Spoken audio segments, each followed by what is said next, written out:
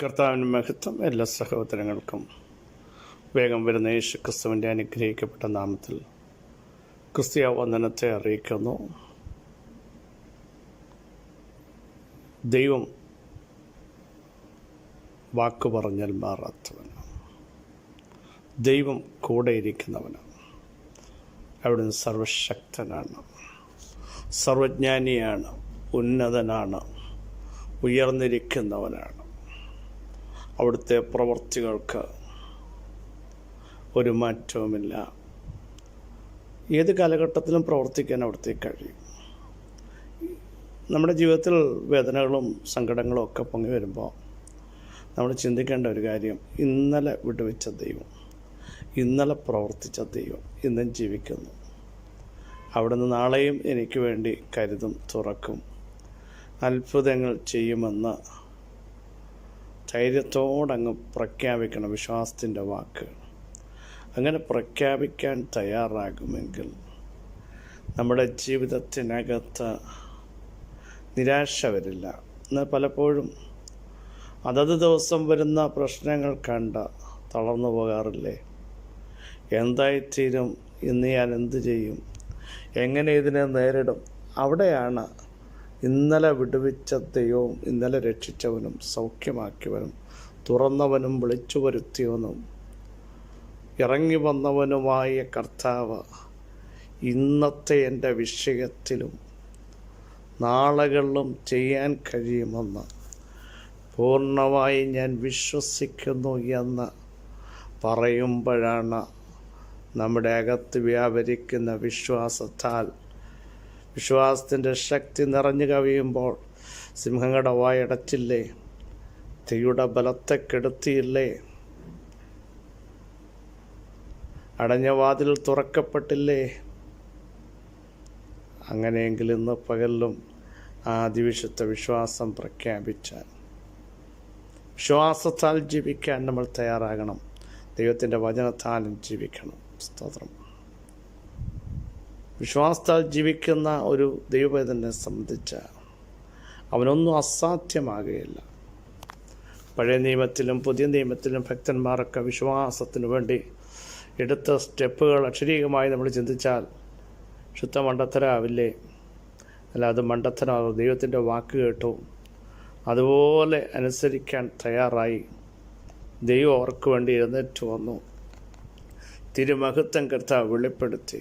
ആകയാൽ ഇന്ന് പകലിലും കർത്താവേ, മരണത്തെയും പാതാളത്തെയും വെല്ലുവിളിച്ച ദൈവമേ, മർത്യതയുള്ളവനെ, മർത്യമായ ഞങ്ങളുടെ വിഷയങ്ങളെ, ഡെഡായിപ്പോയ ഞങ്ങളുടെ വ്യക്തിത്വങ്ങളെ ഇന്ന് പകലിലും എഴുന്നേൽപ്പിക്കാൻ അവിടുത്തേക്ക് കഴിയും. ഞാനത് വിശ്വസിക്കുന്നു എന്ന് ധൈര്യത്തോടെ പ്രസ്താവിച്ച, തിരുമുൻപാകെ നമ്മളെ തന്നെ സമർപ്പിച്ച കർത്താവിൻ്റെ ഇഷ്ടം ചെയ്യാൻ നമ്മൾ ഏൽപ്പിച്ചു കൊടുക്കുമെങ്കിൽ ദൈവം നമുക്ക് വേണ്ടി യുദ്ധം ചെയ്യും. അതുകൊണ്ടാണ് ഇസ്രായേലേ, നീ കേൾക്കാൻ നീ പോകുന്നത്, നിന്നേക്കാൾ വലിപ്പവും ബലവുമുള്ള ശക്തികളുണ്ട്, വലിപ്പമുള്ള മലകളുണ്ട്, നാക്യന്മാരുണ്ട്, അവർ നേരെ നിൽക്കാൻ പറ്റത്തില്ലെന്ന ചൊല്ല് നീ കേട്ടിട്ടുണ്ട്. പക്ഷേ നീ നിരാശപ്പെടണ്ട, നീ തളരണ്ട, നീ പിന്നോട്ട് പോകണ്ട. നിൻ്റെ ദൈവമായ യഹോവയായി ഞാൻ ദഹിപ്പിക്കുന്ന അഗ്നിയായി നിങ്ങൾക്ക് മുമ്പായി പുറപ്പെടുക. കണ്ടോ, നിങ്ങൾക്ക് പറ്റാത്തിടത്ത് സകല അന്ധകാര മണ്ഡലങ്ങളെയും വെല്ലുവിളികളെയും ദഹിപ്പിച്ചുകൊണ്ട് മുൻപോട്ട് പോകാൻ കഴിവുള്ളവൻ പറയുക, ഞാൻ മുമ്പോട്ട് പോകുന്നുണ്ട്, നിങ്ങളെൻ്റെ പുറകെ നിങ്ങൾ വന്നാൽ മതി. വിശ്വാസത്തോടെ നടക്കാൻ തയ്യാറാകണം. വിശ്വാസത്തിൻ്റെ നായകൻ പൂർത്തി വരുന്ന നമ്മുടെ മുമ്പിലുണ്ട്. വാക്ക് പറഞ്ഞവൻ നമുക്ക് മുമ്പായി പുറപ്പെടുന്നുണ്ട്. തകർക്കുന്നവൻ പുറപ്പെട്ടിട്ടുണ്ട് എന്ന വിശ്വാസം ഇന്ന് പകൽ ആർക്കൊക്കെ ഉണ്ടോ അവർ ആത്മാവിൽ ശക്തരാകാൻ പോകുകയാണ്. അവർ ധൈര്യത്തിൻ്റെ വാക്കുകൾ പ്രസ്താവിക്കാൻ പോകുകയാണ്. എൻ്റെ ദൈവത്താൽ ഞാൻ ഈ മതിൽ ചാടിക്കടക്കുമെന്നുള്ള പ്രഖ്യാപനം നിങ്ങളുടെ അകത്ത് വരുന്ന പകൽക്കാലമാകട്ടെ. മത്തായി സുവിശേഷം 4-ാം അധ്യായം 23-ാമത്തെ വാക്യം. പിന്നെ യേശു ഗലീലിലൊക്കെയും ചുറ്റി സഞ്ചരിച്ചുകൊണ്ട് അവരുടെ പള്ളികളിൽ ഉപദേശിക്കുകയും രാജ്യത്തിൻ്റെ സുവിശേഷം പ്രസംഗിക്കുകയും ജനത്തിലുള്ള സകല ദീനക്കാരെയും വ്യാധികളെയും സൗഖ്യമാക്കുകയും ചെയ്തു. പിന്നെ യേശു ഗലീലയിൽ ചുറ്റി സഞ്ചരിച്ചു. സ്തോത്രം.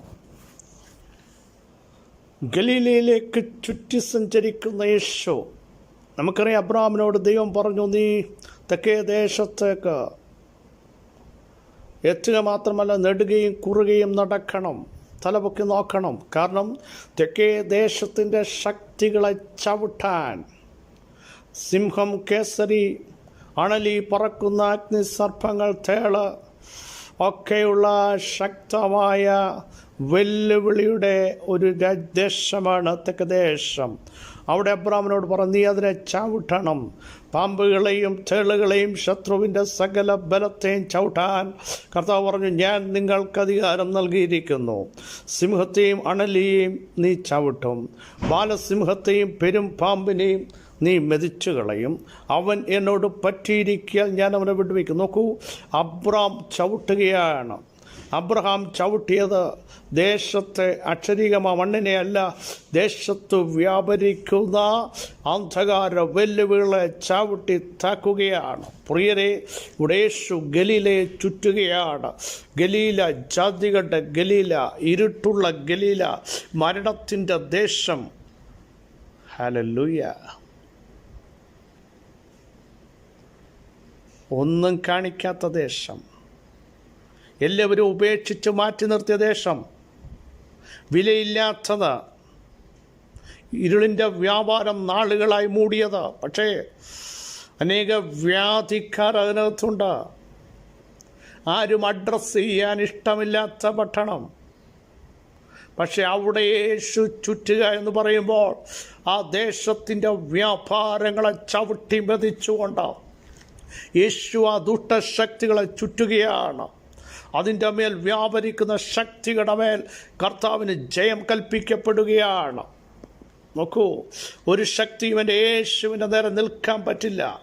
അതിനെല്ലാം കീഴാക്കുവാൻ എൻ്റെ യേശുവിന് അധികാരമുണ്ട്. നോക്കൂ, സെബൂലൂനും നഫ്താലിയും ജാതികളുടെ ഗലീലയും യോർദാനക്കരയുള്ള ദേശവും ഇവിടെയൊക്കെ യേശു ചവിട്ടി ഇരുള് മാറി, മരണം മാറി. ഇവിടെ കണ്ടോ, ഗലീലയിൽ ചുറ്റുന്ന യേശു. പ്രിയരെ, അഭിഷേകമുള്ളവൻ ആത്മാവിൽ ചിലതിനെ ചുറ്റാൻ തയ്യാറാവണം. Praise the Lord. നമുക്കറിയാം, എരിഹോ മതിൽ അവർ 7-ാം ദിവസം 7 പ്രാവശ്യം ചുറ്റി എന്ന് പറഞ്ഞാൽ ആ ദേശാധിപതിയുടെ ശക്തികളെ ചുറ്റുന്ന, ആത്മാവിൽ ചുറ്റുന്ന ഒരു നിയോഗം ഇന്നു പകൽ ദൈവമക്കൾ ഏറ്റെടുക്കട്ടെ. യേശു ഗലീലയെ ചുറ്റി. ഗലീലയുടെ അവസ്ഥകൾ മാറുന്നു, സൗഖ്യം വ്യാപരിക്കുന്നു, നാനാവിധ വ്യാധികൾ മാറുന്നു. ഏതൊക്കെ വ്യാധികൾ? ശരീരത്തിൽ മാത്രമല്ല, മനസ്സിനുള്ള ചില രോഗങ്ങൾ നിന്റെ ഹൃദയത്തെ വ്യാപരിച്ച് തകർത്തുകൊണ്ടിരിക്കുമ്പോൾ യേശു ചുറ്റിയതുപോലെ ഇന്ന് പകൽ ആത്മാവിൽ എഴുന്നേറ്റ് നടന്ന് പ്രാർത്ഥിക്കാൻ ദൈവമക്കൾ തയ്യാറാകുമെങ്കിൽ നിങ്ങൾക്കെതിരെ നിൽക്കുന്ന, വിലയില്ലെന്ന് പറയുന്ന, മാറ്റി നിർത്തപ്പെട്ട, മരണമെന്ന് പറയുന്ന, ഡെഡാണ്, ഇനിയൊന്നും കാണിക്കത്തില്ലെന്ന് പറയുന്ന ഗലീലയിലേക്ക് കർത്താവിൻ്റെ ശക്തി വ്യാപരിക്കുകയാണ്. അസാധ്യങ്ങൾ തുറന്നു വരികയാണ്. ഇരുളും മാറി വെളിച്ചം വീശി, മരണം മാറി ജീവൻ വന്നു. ഹാലിൽ വിലയില്ലാത്ത ഗലീല അഡ്രസ് ചെയ്യപ്പെടാൻ തുടങ്ങി. ഈ പകൽ എത്ര പേർ ഈ വിശ്വാസത്തോടെ ദൂതേറ്റെടുക്കും? നമ്മുടെ സ്പർശനം, അഭിഷേകമുള്ളവൻ്റെ സ്പർശനം ചവിട്ടുമ്പോൾ വ്യത്യാസം വരാൻ പോകുകയാണ്. നാളുകൾ എഴുന്നേൽക്കാത്ത വിഷയത്തിൻ്റെ മേൽ ഇന്നു പകൽ വിശ്വസിച്ചുകൊണ്ട് നിങ്ങൾ സ്തോത്രം ചെയ്യുക. ദൈവാത്മാവിൻ്റെ വലിയ സാന്നിധ്യം ഇറങ്ങുകയാണ്. ഹല്ലേലൂയ. അതിനു മുമ്പ് മറ്റിടത്ത് യേശു ദേവാലയം ചുറ്റിക്കൊണ്ടിരുന്നു. നോക്കൂ, ദേവാലയം ചുറ്റി അകത്ത് കയറിയപ്പോൾ ചില ചോദ്യങ്ങൾ. നിനക്ക് ഈ ശക്തി തന്നതാര്? നിന്നെ ഇതേൽപ്പിച്ചതാര്?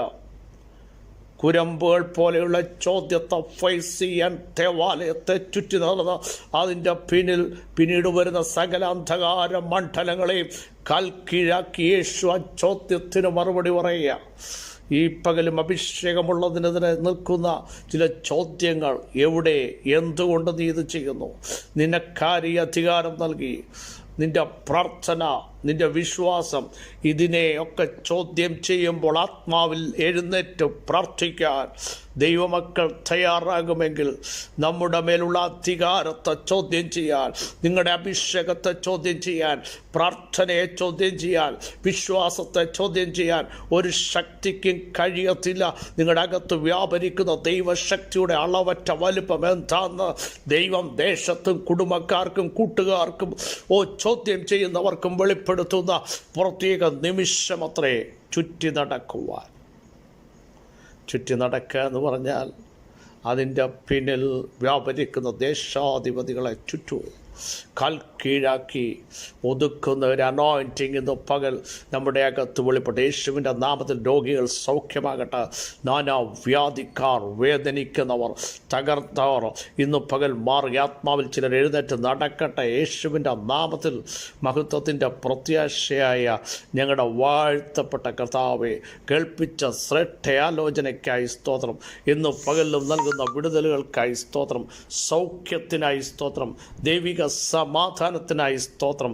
ഗലീലയുടെ ഇരുട്ടിനെ മാറ്റിയിരിക്കാൻ, മരണത്തിൻ്റെ ശക്തികളെ മാറ്റിയിരിക്കാൻ, തോറക്കത്തില്ലെന്ന് പറഞ്ഞ് ഇരുട്ടാക്കി വാഗ്ദത്തങ്ങളെ അടച്ച മണ്ഡലങ്ങൾ യേശുവിൻ്റെ നാമത്തിൽ ഇന്ന് തുറന്നു വന്നിരിക്കാൻ സ്തോത്രം ചെയ്യുന്നു.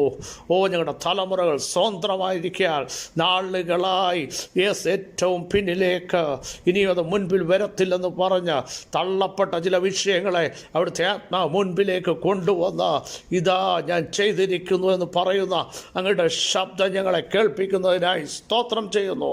അസാധ്യങ്ങൾ ഇന്ന് പകൽ സാധ്യമാകുന്നു. കൃപയിൽ ഞങ്ങളെ മറയ്ക്കുവാൻ കാര്യങ്ങൾ ചെയ്യും. യേശുവിൻ നാമം തന്നെ ആമേൻ. ക്രിസ്തുവിൽ വാത്സല്യ സഹോദരങ്ങളെ, ധൈര്യത്തോടെ മുമ്പോട്ട് പോകൂ. ഗലീലയിലെ യേശു ചുറ്റി.